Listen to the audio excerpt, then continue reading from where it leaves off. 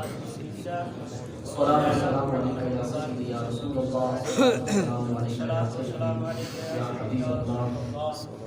اڑتے پرندے صبح صبح لے کے ہری گل کی بو، اڑتے پرندے صبح صبح لے کے ہری گل کی بو، کر رہے تھے یوں گفتگو بلغ العلا بکمالہ، روشنی سے بھری تھی فضا جہاں تک بھی اٹھی تھی نگاہ، آ رہی تھی یوں صدا کشفت دجا بجمالہ، بلبلیں بھی شوق میں ڈالے ہوئے گل توق میں، کہتی تھی اپنے ذوق میں حسنت جمیل و خصالہ، چڑیوں کی سن کے چہچہے انسان بھلا کیوں چپ رہے، لازم ہے اس پہ یوں کہے صلو علیہ وآلہ۔ ایک بار پھر ذرا جھوم کر درود پاک کرنا، مولا یصلی وسلم دائما ابدا علی حبیبک المصطفی النبی منزہ عن شریک فی محاسنہ فجوہر الحسن فیہ غیر منقسم، مولا یصلی وسلم دائما ابدا علی حبیبک خیر الخلق کلہم۔ حمد و صلوات کے بعد اللہ جل عالم کا کروڑا احسان کہ جس پروردگار عالم نے ہم سب کو مل کر اپنے گھر میں جمع ہو کر مرحوم ملک دوست آوان مرحوم صاحب کے سال ثواب کے لیے محفل سجانے کی توفیق عطا فرمائی۔ یقیناً ہر بندے کی یہی غرض ہے کہ میں جاؤں گا کچھ اپنی زبان سے اچھے کلمات ادا کروں گا اور مرحوم کی بخشش کا ذریعہ بن جائے گا۔ دعا کرتے ہیں کہ اللہ رب العالمین مرحوم محمد دوست آوان صاحب کی قبر پر کروڑوں رحمتوں کا نزول فرمائے، اللہ رب العالمین ان کو کروٹ کروٹ چین نصیب فرمائے، اور ان کے پسماندگان ان کے صاحبزادگان ہیں جناب ملک محمد کامران آوان صاحب کے دیگر ان کے برادران ہیں، اللہ رب العالمین ان کو صبر جمیل اور اس پر اجر جزیل نصیب فرمائے۔ والد کے جانے کے بعد اس طرح کی محافلیں سجانا اور یوں ایک اہتمام کرنا یقیناً یہ بھی ایک محبت کی علامت ہے۔ اللہ پاک ان کی اس محبت کو سلامت فرمائے، اللہ رب العالمین کسی طرح اپنے مرحوم والد کو اپنی نیک دعاؤں میں یاد رہنے کی توفیق عطا فرمائے۔ میرا مزاج بالکل سادہ ہے، میں قرآن حدیث کے مطابق چلتا ہوں، میں کوئی سرونے جوڑے ماہی مجھے آتے نہیں، سیدھی سی بات ہے۔ آپ ویسے میرے چینل پر بھی دیکھ سکتے ہیں میری بیانات، میرا یہی کام ہے درس قرآن حدیث۔ کراچی میں بھی ایک عرصہ تک میں یہی کرتا رہا، وہاں پر بھی کئی مقامات پر میرے ہوتے تھے درس قرآن حدیث کراچی کے اندر۔ پھر یہاں اللہ نے دین کا کام اپنے پنجاب میں لیا، بالخصوص ملتان میں لیا، تو یہاں چلے گئے۔ جب تک یہ سانسوں کی مالا جاری ہے ہم اللہ سے دعا کرتے ہیں کہ اللہ رب العالمین ہر آن ہر لمحہ ہم سے دین کا کام لے لیں، جب دنیا سے جائیں تو دنیا بھی سمجھ جائے اور آخرت بھی سمجھ جائے۔ یہی مقصد ہے۔ یاد رکھیے گا اللہ نے انسان کو بڑی نعمتیں عطا کی ہیں، مال کی نعمت ہے۔ بزرگ بیٹھے ہیں میرے، اللہ ان کو سلامت رکھے، میں بزرگوں کو دیکھ کر مجھے بڑی خوشی ہوتی ہے۔ یہ یقین کریں خدا کی قسم یہ ہمارے لیے نصیحت والے لوگ ہوتے ہیں۔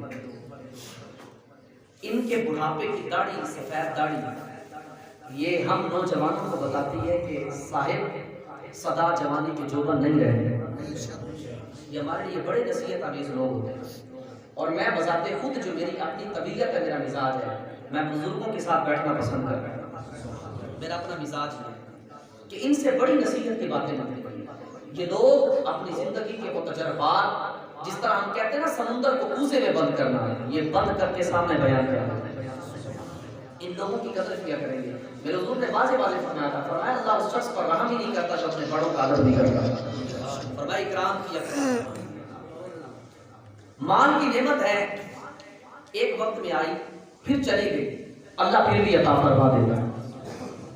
اولاد کی نعمت ہے، اگر ایک بار چلی جائے دوبارہ آنے کی امید باقی ہوتی ہے۔ صحت ہے، بیماری میں بدلی دوبارہ آنے کی امید ہے، لیکن صاحب تیرے اور میرے پاس ایک نعمت ایسی ہے جو زندگی میں ایک بار آتی ہے، اس کے دوبارہ آنے کی امید ہی کوئی نہیں۔ وہ نعمت تیرے اور میرے والدین کی نعمت ہے۔ یہ کائنات میں صرف اللہ ایک بار دیتا ہے، بس زندگی میں ایک بار ملی ہے، دوبارہ آنے کی امید ہی نہیں کہ دوبارہ ماں ملے گی یا دوبارہ باپ ملے گا، اس کی کوئی امید ہی باقی نہیں ہے، امیدیں بھی مٹ جاتی ہیں۔ تو جو نعمت جس قدر اہم ہوتی ہے اس کا اکرام، اس کی عزت اس کی قدر اس زیادہ اہمیت کے ساتھ کی جاتی ہے۔ تو ماں باپ یہ نعمت، یہ ایک نایاب نعمت ہے۔ جب یہ نعمت ہے ہی نایاب تو پھر اس کی قدر اور اس کا اکرام اور اس کی عزت کرنا ہمارے لیے سب سے زیادہ اور سب سے زیادہ اہم ہونا چاہیے۔ اللہ رب العالمین نے قرآن مجید فرقان حمید میں ارشاد فرمایا وَقَضَىٰ رَبُّكَ أَلَّا تَعْبُدُوا إِلَّا إِيَّاهُ وَبِالْوَالِدَيْنِ إِحْسَانًا۔ فرمایا تحقیق تمہارے رب کا فیصلہ مکمل ہو چکا ہے۔ فرمایا اب ایسا کرو، جب رب کا فیصلہ مکمل ہو چکا تو ایک کام کرو، فرمایا اللہ کی عبادت کرو اور اس انداز میں عبادت کرو کہ اس عبادت کے اندر اس کا کوئی شریک نہیں ہونا چاہیے۔ جب نیت باندھی ہے نا اللہ اکبر، اللہ سب سے بڑا ہے، تو پھر میرے ساتھ آ کر کوئی مدد چودھری خان بھی آ کر کھڑا ہو جائے نا، مجھے خبر نہیں ہونی چاہیے۔ میرے ساتھ آ کر کوئی مفتی کھڑا ہو جائے، میرے پاس آ کر کوئی محدث کھڑا ہو جائے، پھر مجھے اس کی پرواہ نہیں ہونی چاہیے۔ کیوں؟ کیونکہ اب میں اس کی بارگاہ میں کھڑا ہوں جس کے لیے میں نے کہا ہے اللہ اکبر۔ اب اس کی ذات میں کوئی شریک نہیں ہونا چاہیے۔ ایک مرتبہ نبی پاک علیہ السلام کے کہیں ویرانے کے اندر تشریف لے گئے، کہیں خالی جگہ پر، حضور علیہ السلام مگن تھے اپنی عبادت کے اندر۔ حضرت عائشہ صدیقہ رضی اللہ تعالیٰ عنہ حاضر خدمت ہوئی، کوئی گفتگو کی، نبی پاک علیہ السلام نے مزاج سے ہٹ کر ان کو جواب دیا۔ حضرت عائشہ پر بڑا گران گزرا، کہا کہ حضور تو ہر وقت محبت اور نرم لہجے کے اندر جواب دیتے تھے، آج یہ جواب کی کیفیت کیسے بدلی؟ بڑی پریشان ہوئی، روتی ہوئی گھر پر اٹھائی۔ نبی پاک علیہ السلام اپنی اس کیفیت سے باہر آئے، حضور علیہ السلام ویسے ہی معمول کے مطابق مسکراتے اور کھلتا چہرہ یہ گھر میں حاضر ہوئے۔ دیکھا کہ حضرت عائشہ کا چہرہ بدلا ہوا ہے، انداز بدلا ہوا ہے، پریشان ہے، افسردگی کے عالم ہے۔ نبی پاک علیہ السلام نے پوچھا عائشہ خیر ہے؟ ابھی تو جب گیا تھا تم ٹھیک تھی، اب چہرے کا انداز بدل گیا ہے، اب کیفیت بدلی ہوئی ہے۔ کہتی حضور آپ کو کچھ نہیں پتا؟ میرے حضور نے فرمایا عائشہ مجھے تو کچھ نہیں پتا۔ کہا حضور ابھی تو آپ کے پاس گئی تھی، آپ نے ایسا جواب دیا، حضور میرا دل دکھ گیا ہے۔ حضور نے فرمایا عائشہ مجھے نہیں پتا میں نے تجھے کیسا جواب دیا۔ کہا عائشہ کس وقت؟ کہا حضور جب آپ وہاں پر بیٹھے تھے۔ میرے حضور نے ارشاد فرمایا عائشہ مجھے نہیں پتا میں نے تمہیں کیا جواب دیا، کیونکہ وجہ یہ ہے عائشہ میں نے اپنی اوقات میں سے ایک وقت مقرر کیا ہوا ہے جس وقت میں یا تو میں ہوتا ہوں یا میرے رب کی یاد ہوتی ہے۔ کہا کہ عائشہ اس وقت میں پھر میں کسی کی نہیں سنتا، مجھے پتہ ہی نہیں ہوتا کون ہے۔ صاحب میں اور آپ ارادہ نہ کریں، میں اور آپ ارادہ نہ کریں، کبھی اپنے اوقات میں سے ایک وقت کونے میں نکال کر اللہ کی یاد میں گزارا کریں، ایسی نیت کریں کہ جس میں میں ہوں اور میرے رب کی ذات ہو، تیسری کوئی ذات شریک نہیں ہونی چاہیے۔ اللہ فرماتا ہے کہ میری عبادت اس انداز میں کرو کہ میری ذات کے ساتھ کسی کو شریک نہیں ٹھہرانا۔ عبادت کی بات مکمل ہوئی، عبادت کا چیپٹر مکمل ہوا، لگتے ہاتھ اللہ نے فرمایا وَبِالْوَالِدَيْنِ إِحْسَانًا۔ بولا عبادت کے بعد کوئی دوسرا کام ہی نہیں ہے؟ فرمایا نہیں، میری عبادت مکمل ہوئی، میری عبادت مکمل ہونے کے بعد سب سے پہلا کام اپنے والدین کے ساتھ احسان کرنا ہے، اپنے والدین کے ساتھ بھلائی کرنی ہے۔ دیکھیے حدیث پاک ہے، میں دو حدیثیں عرض کرتا ہوں اس کے بعد نتیجہ نکالوں گا۔ نبی پاک علیہ السلام کا فرمان ہے جب کوئی بندہ مسجد کی طرف جاتا ہے نا نماز پڑھنے کے لیے، اللہ کے گھر میں جا رہا ہے، عبادت کے لیے جا رہا ہے، تو اللہ ہر قدم پر ایک نیکی عطا فرماتا ہے، ہر قدم پر۔ دوسری حدیث ہوئی نبی پاک علیہ السلام نے فرمایا جب کوئی اپنے ماں باپ کی زیارت کے لیے جاتا ہے تو اللہ ہر قدم پر 100 نیکیاں عطا فرماتا ہے۔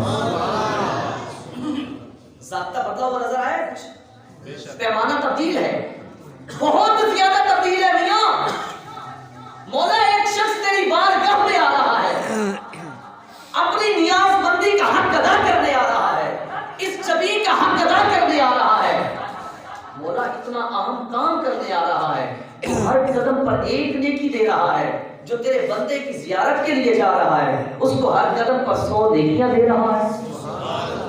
عجیب سا ضابطہ ہے، علماء نے اس کی تشریح کے اندر وضاحت کر دی، عقدہ کھول دیا۔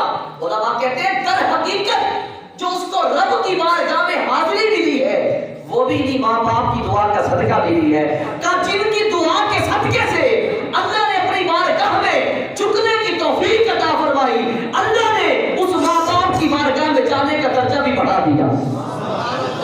یہ ماں باپ اتنے عظیم لوگ، ان کی قدر و منزلت اتنی ہے کہ تم اللہ کی بارگاہ میں جاتے ہو تو ایک نیکی دیتا ہے، اگر ماں باپ کی بارگاہ میں فقط زیارت کی غرض سے جا رہے ہو تو اللہ ہر قدم پر 100 نیکیاں عطا فرمائے. فرمایا اللہ تعبدوا الا ایاہ وبالوالدین احسانا. فرمایا اما یبلغن عندک الکبر احدہما او کلاہما. فرماتا ہے اگر ان دونوں میں سے کوئی ایک یا دونوں بڑھاپے کی حالت میں پہنچ جائیں تو فرمایا کیا کرنا ہے؟ فرمایا فلا تقل لہما اف. اللہ نے فرمایا ان کو اف بھی نہیں کہنا. جب یہ بڑھاپے کی حالت میں پہنچ جائے تو ان کو اف بھی نہیں کہنا. رات کو میرے والد صاحب میرے گھر آئے ہوئے تھے. میں اپنے والد صاحب کو دبا رہا تھا. دباتے ہوئے میرے والد صاحب مجھے کہتے ہیں بیٹا آہستہ ہاتھ لگاؤ, اب وہ طاقت نہیں رہی. مجھے یاد آ گئی, یار ایک وقت تھا ہم چھوٹے تھے, طاقت کم تھی. والد صاحب کہتے ہیں ذرا انگوٹھوں سے دباؤ بیٹا, انگوٹھوں سے دباؤ. آج والد کہتے ہیں بیٹا تھوڑا سا بھی سخت ہاتھ نہیں لگانا, بڑی تکلیف ہوتی ہے. صاحب یہ عمر وہ ہوتی ہے والدین کی کہ جس طرح میں اور آپ بچپن کی حالت میں گزار کر آتے ہیں. میں اور آپ بچپن کی حالت میں گزار کر آتے ہیں. یہی بیٹا اگر باپ کی گود میں کھیل رہا ہو, کھیلتے ہوئے باپ کے منہ پر تھپڑ مار دے, باپ روتا نہیں خوش ہوتا ہے. چھوٹا سا بچہ ہو, باپ نے گود میں اٹھایا ہوا ہے, یہ بچہ کھیلتے ہوئے اپنے باپ کے منہ پر تھپڑ مار دے, باپ ناراض نہیں ہوتا, باپ خوش ہوتا ہے.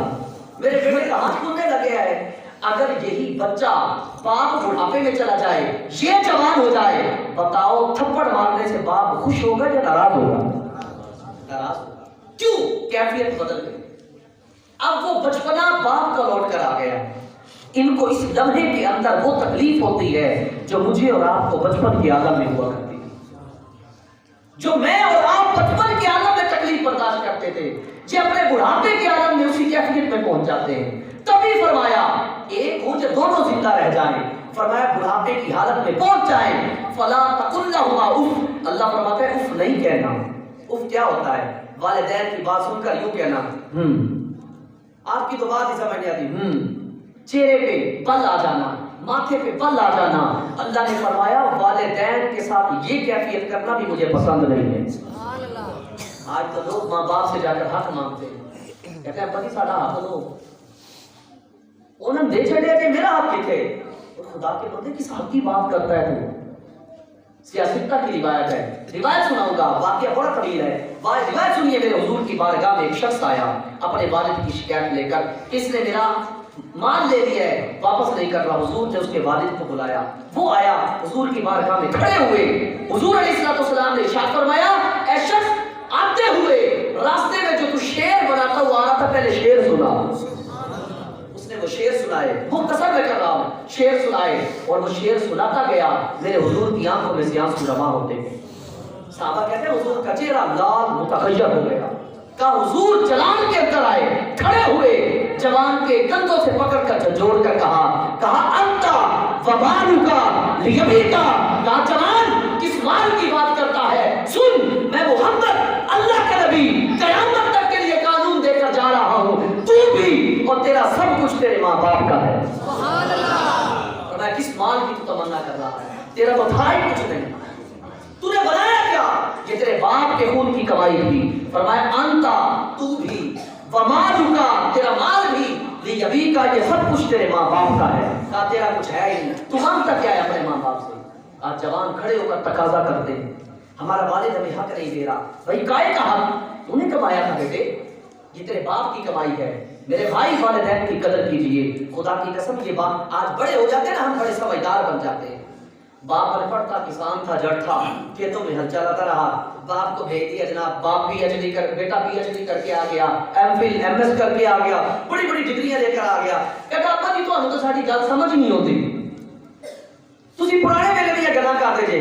ابا جی تمہیں ساری گل سمجھ ہی نہیں ہوتی. اوے حیرت کر جوان, شرم کر.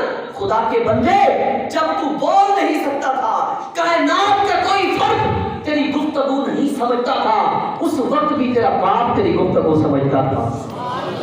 جب تو بول نہ پاتا تھا, دودھ کی کیفیت نہیں بتا پاتا تھا, تجھے بھوک لگتی تھی, تو بیان نہیں کر سکتا تھا مجھے بھوک لگی ہے, تجھے پیاس لگتی تھی, تو بیان نہیں کر سکتا تھا مجھے پیاس لگی ہے. تیرے ماں باپ تیرے چہرے کی کیفیت سے پہچان جاتے تھے بچے کو ضرورت کیا ہے. صاحب جب تیری زبان کام نہیں کرتی تھی, اس وقت بھی تیرے ماں باپ تھے آج تو تم بولنے لگ گیا ہے، آج وہ کیسے نہیں جانتے؟ ہم کہاں کی منطق لڑا کے آ جاتے ہیں یار۔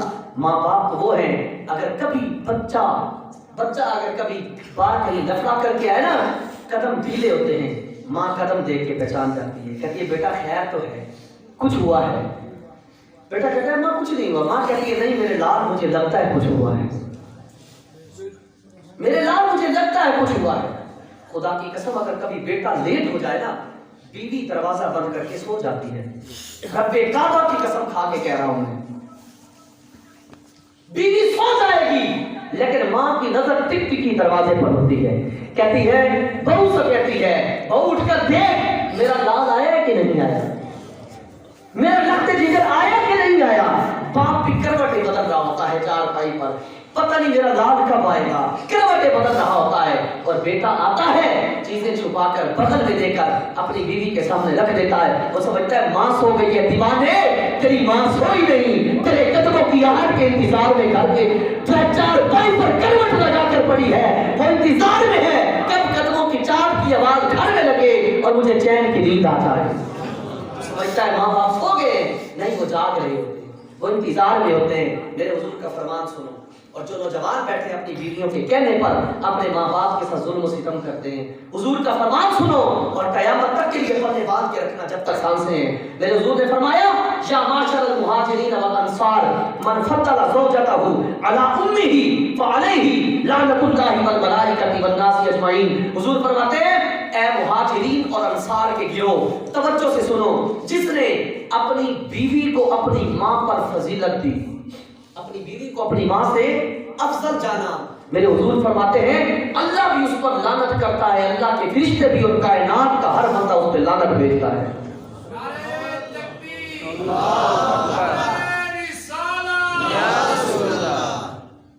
کائنات کا ہر بندہ اس پر لعنت بھیجتا ہے۔ میں اور آپ غور کریں، ہم کس پٹڑی پہ چڑھ گئے ہیں؟ تھوڑی سی دولت کیا آ گئی، باپ کی کمائی نام کیا ہو گئی، ہم نے تو باپ کو ہی بھول دیا یار، ماں کو ہی بھلا دیا۔ ایسا ہرگز نہ کریں، یہ عظیم نعمت ہے۔ حضرت موسیٰ علیہ السلام آپ کہیں سفر پر جا رہے تھے، اسرائیلیات میں سے ہے، سفر پر جا رہے تھے، غیب سے ندا آئی اے میرے کریم پیدل چلے جاؤ گے یہ سواری کا انتظام کریں؟ عرض کرتے مولا اگر سواری کا انتظام ہو جائے تو بڑی بات ہے، تاکہ پھر میرے کریم جاؤ، یہ آگے بستی آ رہی ہے، اس بستی میں ایک جوان ہے، اس کو جا کر میرا پیغام دینا، کہنا کہ اللہ کا پیغام ہے، میرا کام کرو۔ آپ کو بڑی حیرانی کی ہوئی کہ میرا امتی، میں اللہ کا نبی، اللہ کا کلیم، اور مجھے ہی میرے امتی کے پاس بھیجا جا رہا ہے۔